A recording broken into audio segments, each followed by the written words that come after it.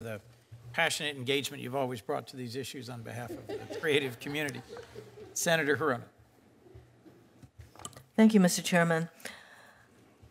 Mr. Harleston, whenever the idea of negotiating licenses is raised, people express concerns about how complex it would be and how AI platform developers could never possibly negotiate with all rights holders. But in the music context, at least, you have a lot of experience negotiating rights.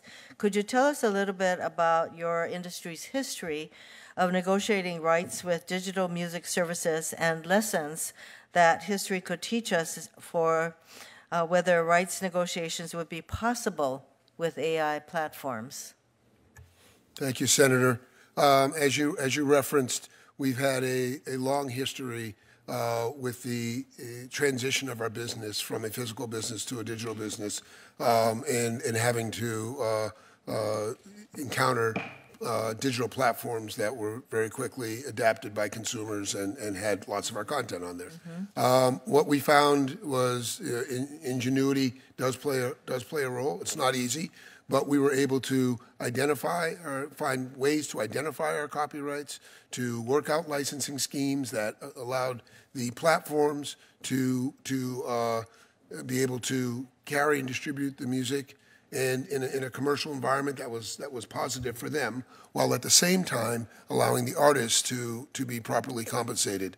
And this is, you know, in the music side, we have two sets of rights, which makes it even more complicated. But we've done great work over the years to develop systems that allow identifying not only the sound recording, but also the underlying composition. So it could be done. But what it needs, what we would need is we need help to make sure that everyone understands that there are rights that are affected and that the activity that is happening now is violative. And once they understand that what they're doing is violative, that brings them to the table so we can negotiate a deal. I note that in your testimony you said that consent is the key. So is your position that every artist's work, before it can be used to train AI models, that the company that's wanting to use that information has got to get the consent of the originator? In a very short answer, yes. And you think that we are able to do this knowing that that these platforms incorporate billions and billions of information to train their AI models? Understanding that, but it absolutely could be done as the digital platforms that exist today, the licensed platforms ingest millions and millions of songs every week. So it's not a problem in that respect. There's metadata that we could license. We could absolutely do that, but there has to be an initiative on the side of the companies to reach out. So, Mr. Ortiz, Mr. Brooks, rather, sorry. What I heard you say in response to the chairman's question is that for all of the data that you input into your model, you do not get the consent of the artist or originator.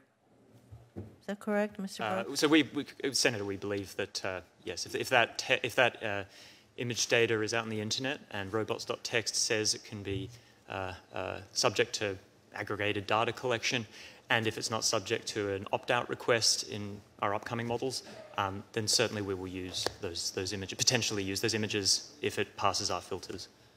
So basically, you don't pay for the data that you put into your to train your models. For the base, the kind of initial training or teaching of these models with those billions of images, there is no arrangement in place. So you have Ms. Ortiz who says that is wrong.